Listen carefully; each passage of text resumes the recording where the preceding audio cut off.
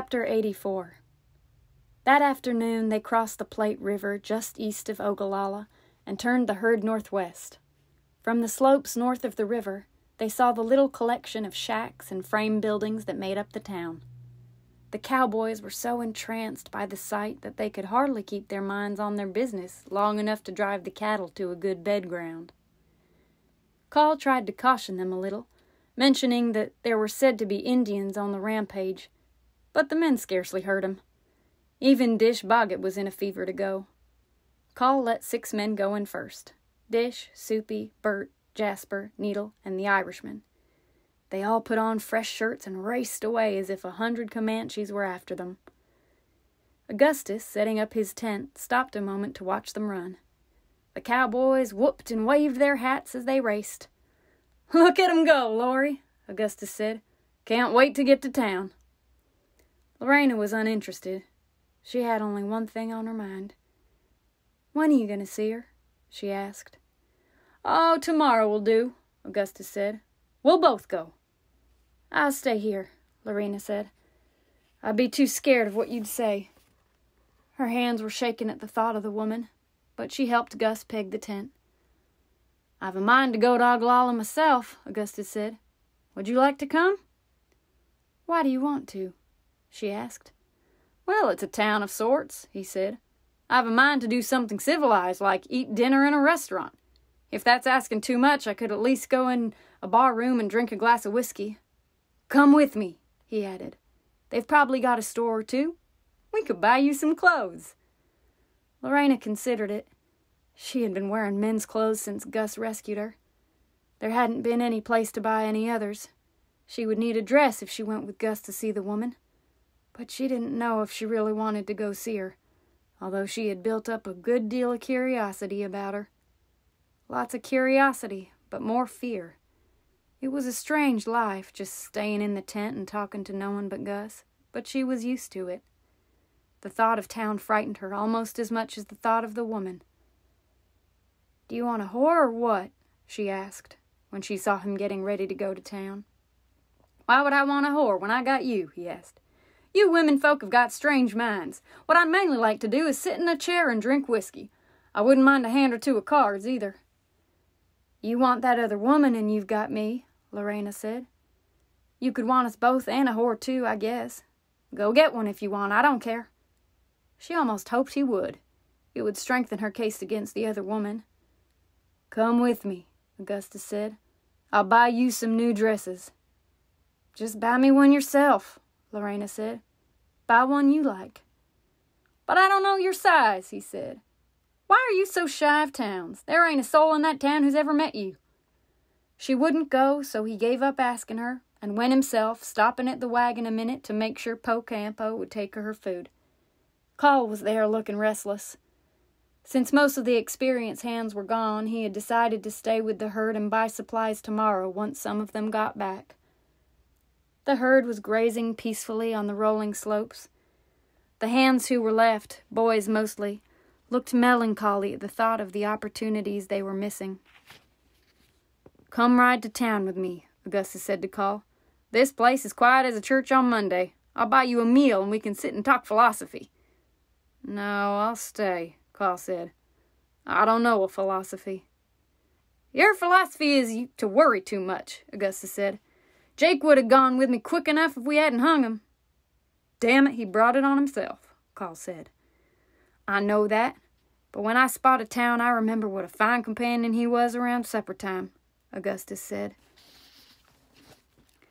He loped the 5 or 6 miles to Ogallala, feeling rather strange, for it had just hit him how much he did miss Jake Spoon.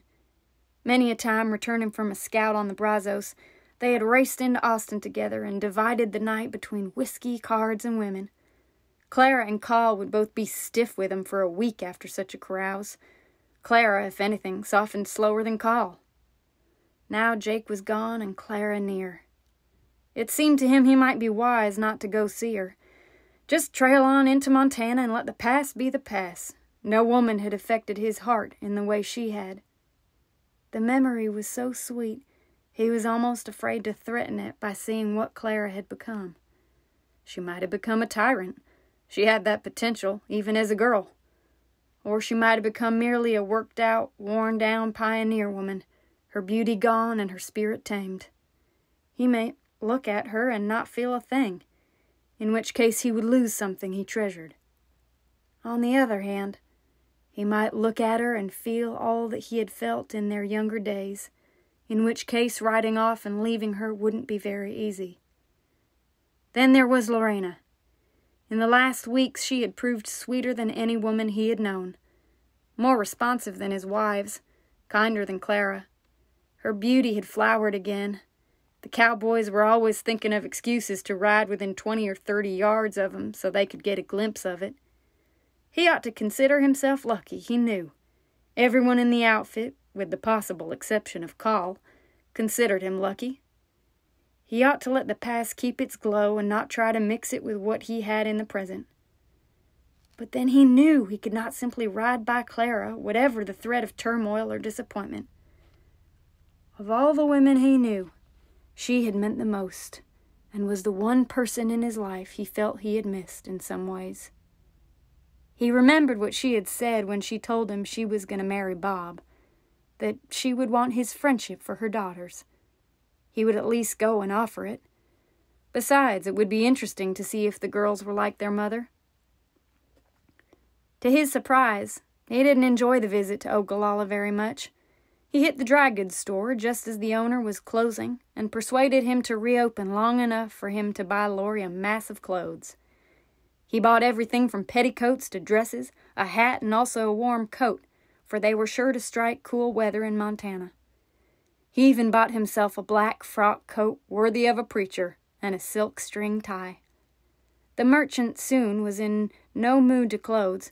He offered Augustus muffs and gloves and felt-lined boots and other oddities. In the end, he had such a purchase that he couldn't even consider carrying it. They would have to come in tomorrow and pick it up in the wagon, though he did wrap up a few things in case Laurie wanted to wear them to Clara's. He bought her combs and brushes and a mirror.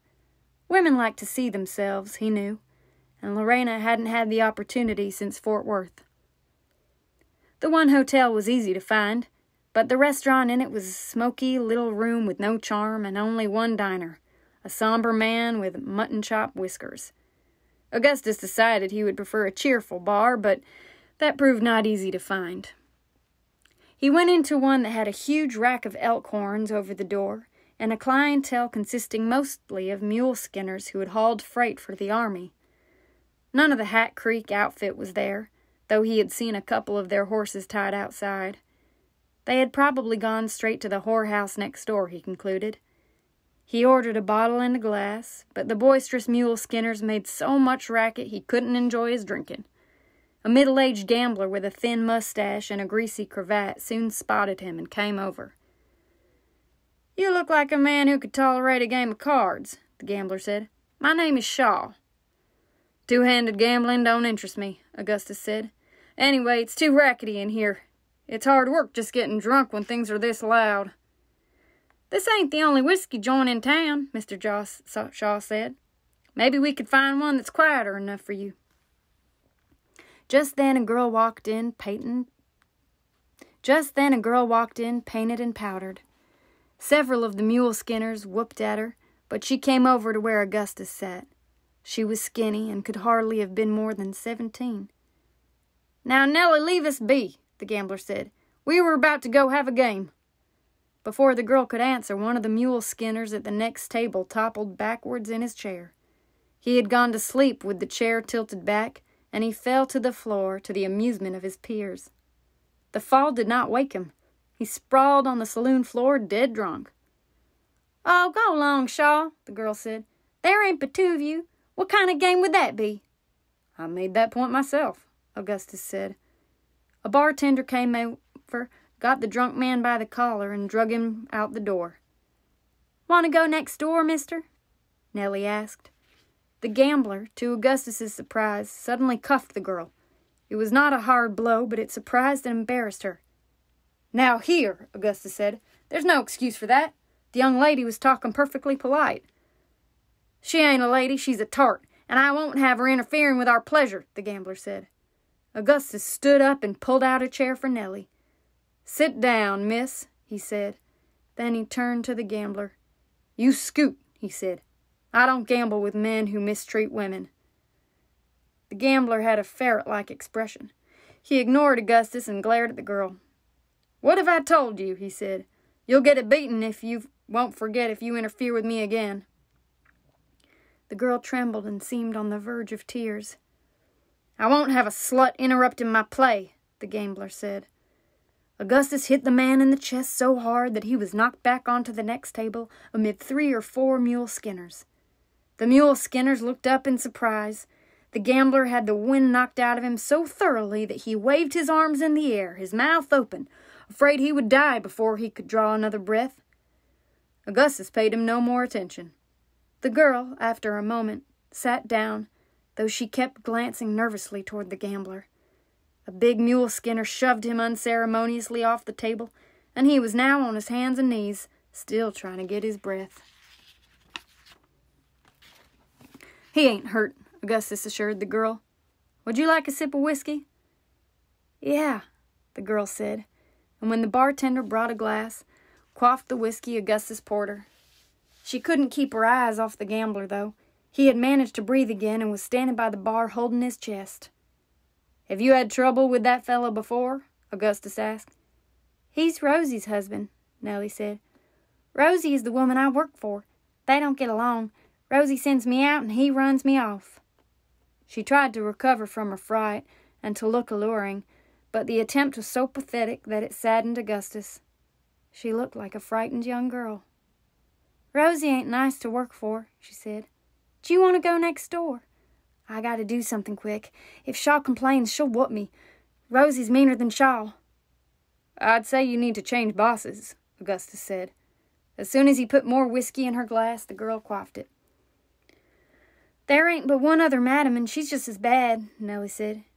"You sure you won't come next door? I got to find a customer." "I guess you better bribe that gambler if that's the situation," Augustus said. "Give him 5 and Rosie 5 and keep the rest for yourself." He handed her $20. The girl looked surprised, but took the money and quaffed another whiskey. Then she went up to the bar and had the bartender change the money for her. Soon she was talking to Shaw as if nothing had happened. Depressed, Gus bought a bottle to take with him and left town. The moon was full and the prairie shadowy. P.I. was attempting to sing to the cattle, but his voice was nothing to compare to the Irishman's. To his surprise, Augustus saw that Lorena was sitting outside the tent. Usually she stayed inside. When he dismounted, he bent to touch her and found that her cheek was wet. She had been sitting there crying. "Why, Laurie, what's the matter?" he asked. "I'm afraid of her," she said simply. Her voice sounded thick with discouragement. "I'm afraid she'll take you." Augustus didn't try to reason with her. What she felt was past reason. He had caused it by talking too freely about the woman he had once loved. He unsaddled and sat down beside her on the grass. "I thought you went to her," she said. "I didn't believe you went to town." "Ain't the moon beautiful?" he said. "These plains seem like fine country under a full moon." Lorena didn't look up. She wasn't interested in the moon. She only wanted it to be settled about the woman. If Gus was going to leave, she wanted to know it, although she couldn't imagine a life if it happened. "Did you ever like to sing?" he asked, trying to get her to talk about something else. She didn't answer. "I think it must be a fine gift, singing," he said. "If I could sing like the Irishman, I would just ride around singing all day. I might get a job in the bar room like Lippy used to have." Lorena didn't want to talk to him. She hated the way she felt. Better if something happens and kills us both, she thought. At least I wouldn't have to be alone.